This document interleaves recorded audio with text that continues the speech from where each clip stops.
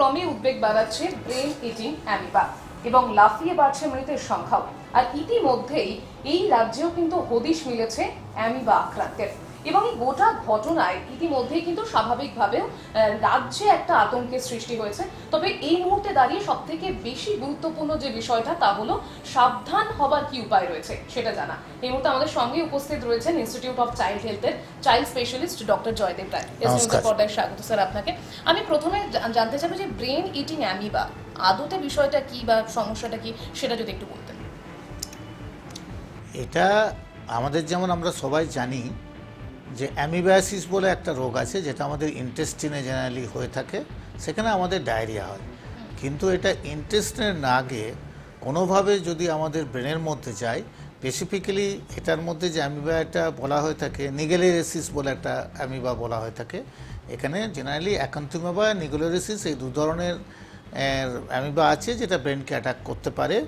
তবে যেটা নিগেলেরিয়াসিস সেটা কিন্তু খুব কুইক স্প্রেড করে।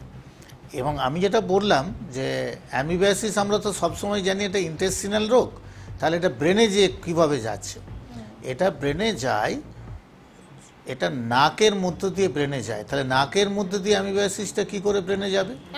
যদি মূল জায়গাটা হচ্ছে থ্রু নোজ অ্যামিবায়াসিসটা ঢুকলো, ঢুকে নোজের মধ্যে আমাদের অলফ্যাক্টরি নার্ভ থাকে, সেই অলফ্যাক্টরি নার্ভ দিয়ে এটা ব্রেনের মধ্যে পৌঁছায়। এবারে নোজের মধ্যে অ্যামিবাটা কি করে আসবে? যদি আমি পুকুরের জলে স্নান করছি, যে জলটার মধ্যে অ্যামিবা আছে, বা অনেকে করেন কি শুধু পুকুরের জলে স্নান কেন, ধরুন সুইমিং পুল, সেই সুইমিং পুলটা ক্লিন হলো না, সেই সুইমিং পুলের মধ্যে যদি অ্যামিবা থাকে, অনেকে কী করেছে নাকের মধ্যে জল ঢুকিয়ে নাককে ক্লিন করে, মানে রিনজিং অফ নোজ আমরা বলি। সে যে জলটা দিয়ে রিনজিং করছে সেইটার মধ্যে যদি অ্যামিবা থাকে, তাহলে নাকের মধ্যে অ্যামিবা চলে আসলো। সেই অ্যামিবাটা অলফ্যাক্টরি নার্ভ দিয়ে যদি ব্রেনে যায়, এই অ্যামিবাটা ব্রেনে যে খুব দ্রুত গতিতে নিজেদের পলিফারেট করতে পারে, বাড়তে পারে। বাড়ার পরে অন্যান্য যে কারণে মেনিনজাইটিস হয়, টিউবারকুলাস ব্যাসিলা দিয়ে মেনিনজাইটিস হয়, পায়োজনিক মানে হচ্ছে অন্যান্য ব্যাকটেরিয়া দিয়ে মেনিনজাইটিস হয়, তখন এটা মেনিনজাইটিসের মতো ফিচার দেয়। তখন কি হয় না, জ্বর হতে পারে, বমি হতে পারে, তাছাড়া স্টিফনেস অফ নেক হতে পারে। মানে অ্যাজ এ হোল আমরা যে মেনিনজাইটিস বলি, মেনিনজাইটিসের মতো ফিচার দেয়। এবং সেই লক্ষণগুলোই ব্রেন ইটিং অ্যামিবার ক্ষেত্রেও দেখা যায়, একই দেখা যাবে। সেখানে হয়তো কনভালশন হতে পারে। তো এইগুলো নিয়ে যখন প্রেজেন্ট করে, সাধারণত আমরা জ্বর, বমি, খিঁচুনি, নেক স্টিফনেস হলে আমরা কিন্তু মেনিনজাইটিসের কোথাও ভাবি। এই মেনিনজাইটিসটা কমনলি পায়োজনিক ব্যাকটেরিয়া দিয়ে হয় এবং এটা টিউবারকুলোসিস দিয়ে হয়। জেনারেলি আমরা অ্যামিবার কথা ভাবি না। তার কারণ এখন কিন্তু যেটা ক্যারল থেকে রিপোর্টেড হয়েছে, বেশ কিছু ওরা এটা প্রাইমারি অ্যামিবিক, এটাকে মেনিঙ্গো এনকেফালাইটিস বলে, মানে এমনি ইন শর্ট ফর্ম ওটাকে বলছে প্যাম বলে বলছে। এবং এইটাতে কি হয়, এটাতে যেহেতু ব্রেনকে অ্যাটাক করলো, আর আমাদের ব্রেনটা তো আমাদের বডির একটা হেড অফিস, এখানে সমস্ত কিন্তু রয়েছে, মানে রেসপিরেটরি ধরুন, হার্ট ধরুন, সবারই সেন্টার কিন্তু সব ওখান থেকে। সুতরাং এইগুলোকে অ্যাটাক করলে তাদের মৃত্যুর হারটা বেশি। যদিও ওয়ার্ল্ডের মৃত্যুর হারটা এত বেশি, রিকভারি রেটটা এত কম, সেখানে কিন্তু মানে ওয়ার্ল্ডে বলছে 2 to 3%। যদিও যত কেস হয়েছে তাতে যে ট্রিটমেন্ট দেওয়া হয়েছে, তাতে ক্যারল গভর্নমেন্ট ক্লেম করছে তারা কিন্তু 25% মতো রিকভারি করে ফেলছে। যদি তাদের এই রিকভারি ব্যাপারটাও ভাবি আমি, তাহলেও 80% লোক কিন্তু এটা দিয়ে আক্রান্ত হলে মারা যাচ্ছে। আর ওয়ার্ল্ড স্ট্যাটিস্টিক্সের যদি কথা ভাবি, সেখানে 98%, 90% লোক এটা দিয়ে মারা যেতে পারে। সুতরাং এটা সিভিয়ার ফর্ম একটা ডিজিজ, যাতে কিন্তু মৃত্যু হতে পারে। একদম। এবং কেরলে যেভাবে বিষয়টা স্প্রেড করছে, এই রাজ্যেও কি সেরকমভাবে স্প্রেড করার একটা সম্ভাবনা বা সেরকম কোনো ছবি বা আপনারা সেই সম্ভাবনা কি মানে মনে হচ্ছে আছে এই রাজ্যে? শুনুন, এটা স্প্রেড ওইভাবে ক্যারল থেকে ওই জলটা এখানে চলে এসছে তা নয়। আমার মনে হয় যখন ক্যারলে এতগুলো কেস বেরিয়েছে, আমাদের এখানেও আছে কিনা, আমাদের যেগুলো মেনিঙ্গো এনকেফালাইটিস হচ্ছে সেখানে কিন্তু টেস্ট করে দেখতে হবে যে ওখানে টোপোজয়েড ফর্ম অ্যামিবা সিএসএফ এর মধ্যে আছে কিনা, সেটা কিন্তু খুব সহজ টেস্ট নয়। মানে প্রথম কথা হচ্ছে আমাদের সুষুম্না কাণ্ড থেকে সিএসএফটা বার করতে হবে, বার করে তার মধ্যে টোপোজয়েড ফর্ম অ্যামিবা আছে কিনা সেইটা দেখতে হবে।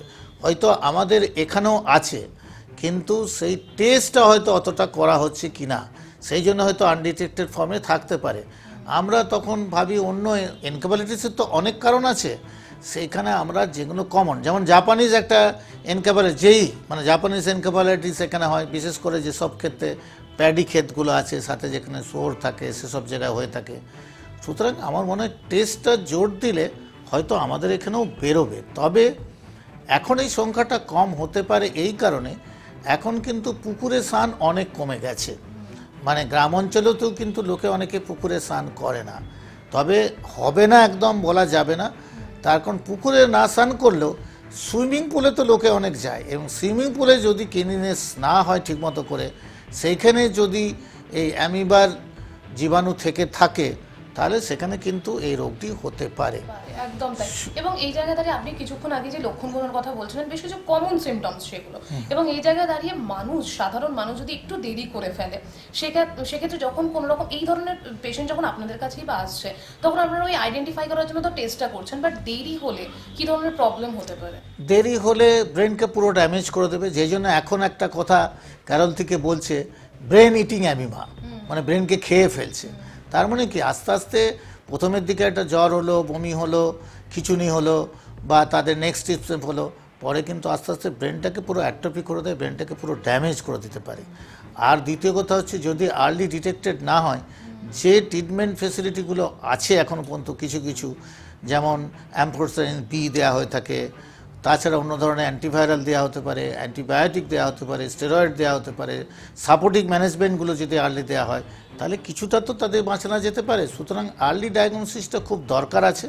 আমি যেটা বললাম, ডায়াগনোসিস করতে গেলে সিএসএফ টেস্ট করতে হয়, সেখানে অ্যামিবার টোপোজয়েডটা দেখা যায়। তাছাড়া পিসিআর টেস্ট করেও তার জেনেটিক ম্যাটেরিয়াল দেখেও কিন্তু এটা বোঝা যায়। এটাতে কিন্তু যেহেতু ব্রেন ইটিংয়ের কথা আসছে, আমি ব্রেনের অ্যাট্রোপিটা দেখতে পাবো যদি আমি সিটি এমআরআই করি, বা ব্রেনে এফেক্ট করেছে দেখতে পাবো, কিন্তু এটা অ্যামিবিক মেনিনজাইটিস হচ্ছে কিনা সেটা কিন্তু সিটি এমআরআই করে বুঝতে পারবো না, ওই স্পেসিফিক টেস্টটা করলে বুঝতে পারবো। আমি সেটা বলবো যে আমাদের ইন্ডিয়ার মধ্যেই একটা স্টেটে যে জন্য এটা বেশি পরিমাণে দেখা যাচ্ছে, আমাদের মধ্যে সতর্ক হওয়া উচিত, টেস্ট করা উচিত। বিষয় যেটা জানতে চাইবো সেটা হচ্ছে কেরল ইতিমধ্যে নির্দেশিকা জারি করেছে, বাংলা এখনো পর্যন্ত কোনো রকম নির্দেশিকা জারি হয়নি। তবে আপনার কি মনে হয় মানে এই ব্যাপারে একটা নির্দেশিকা আসার দরকার রয়েছে? মানে যেহেতু আমরা করোনার সময় বা যে ভাইরাসের ক্ষেত্রে দেখেছি বিষয়টা কতটা তীব্র হতে পারে একটু দেরি হয়ে যেতে পারলে, মানে দেরি হলে, তো এক্ষেত্রেও কি একটা নির্দেশিকা জারির দরকার রয়েছে? কেরলে যে নির্দেশিকাটা জারি করেছে সেখানে দেখবেন আমি যে বললাম যে ট্রান্সমিশনের জায়গাটাকে ঠিক করার জন্য, সেখানে ওনারা বারবার বলছেন যে আপনি যে জলটা ইউজ করছেন সেই জলটা যেখানে স্নান করুন বা নাকে রিনজিং করতে চান, যেগুলোই করতে চান, সেই জলটা যেন পরিশুদ্ধ এবং বিশুদ্ধ জল হয়, সেটা যেন ঠিকমতো করে স্টেরিলাইজ করা থাকে, সেইটাকেই ওরা কিন্তু জোর দিয়েছে। যদি স্টেট থেকে নাও যদি কোনো নির্দেশিকা হয়ে থাকে, আমি বলবো শুধুমাত্র অ্যামিবিক মেনিনজাইটিস কেন, জলবাহিত অনেক কিছু, আমার যদি মুখ দিয়ে বা নাক দিয়ে জল যায়, অনেক ধরনের জলবাহিত রোগ হতে পারে। সুতরাং এই প্রিকশনটা তো সাধারণভাবেই নেওয়া উচিত। অলওয়েজ আমরা বলে থাকি prevention is better then cure. সুতরাং কিওরের জায়গাটা বলছে, এটা খুব মর্টালিটির হারটা যেহেতু এই ডিজিজে খুব বেশি হয়ে থাকে, প্রিভেনশনটা অতি অবশ্যই নেওয়া উচিত। যারা গ্রাম অঞ্চলে আছেন তাদেরকে আমি বলবো পুকুরের ওই নোংরা জলে স্নান করতে ঢুকবেন না। ওখানে তো নাক মুখ দিয়ে জল ঢুকবেই, তার মধ্যে অ্যামিবিওসিস আছে কিনা আমি জানি না, ঢুকবেন না, এটা নাম্বার 1। নাম্বার 2, যারা শহরে বা যারা সুইমিং পুল ইউজ করে থাকেন তাদের সুইমিং পুলের জলটা যেন প্রচুর পরিমাণে ক্লিন হয়, সেই দিকে যাতে সেই জলটা অপরিশুদ্ধ না হয় সেটাকে কিন্তু খেয়াল রাখবেন। যারা নাক রিনজিং করেন, আমাদের যারা যোগ ইউজ করেন তাদের অনেকে ওই নাক দিয়ে এক নাক দিয়ে জল ঢুকিয়ে আর এক নাক দিয়ে জল বার করার কথা অনেক সময় বলা হয়ে থাকে। অনেকে মনে করে নাকের মধ্যে জল কিছুটা ঢুকিয়ে দিলে নাকটা অনেক ক্লিন করে দেবেন, এটা অনেকের অভ্যাস আছে। নেজাল যদি রিনজিং করতে হয় সেই জলটা কখনোই ট্যাপ ওয়াটার থেকে করবেন না, সেইটা যাতে বিশুদ্ধ জল হয় সেই দিক থেকে কিন্তু খেয়াল রাখতে হবে। আর আমি এপিডেমোলজিস্টদের বলবো যে সেটার দিকে নজর রাখা, একটা ডাটাবেস তৈরি করা উচিত। আমাদের এখানেও কিন্তু টেস্টের উপরে জোর দেওয়া উচিত। আর দ্বিতীয় কথা হচ্ছে যে মোড অফ ট্রান্সমিশন যেটা হয়, দেখবেন একটা ক্লাস্টারে এগুলো জেনারেলি হয়, মানে আপনি যে পুকুরটা ইউজ করলো সেই পুকুরের সবাই কিন্তু সেখান থেকে আক্রান্ত হলো, যে সুইমিং পুলটা ইউজ করলো সেই সুইমিং পুলটা থেকে আক্রান্ত হওয়া উচিত। কিন্তু ক্যারলে কিছু স্পোরাডিক কেসও দেখা যাচ্ছে, যে একই এলাকা থেকে সব দেখা যাচ্ছে চা নয়। প্রথমের দিকে কিছু কিছু ডিস্ট্রিক্টে হচ্ছিল, আস্তে আস্তে দেখা যাচ্ছে অন্যান্য ডিস্ট্রিক্টকেও এফেক্ট করছে। তাহলে কি গোটা ক্যারল স্টেটের জলটা এরকম খারাপ হয়েছে, না এপিডেমিওলজিক্যাল কোনো পরিবর্তন হচ্ছে কিনা?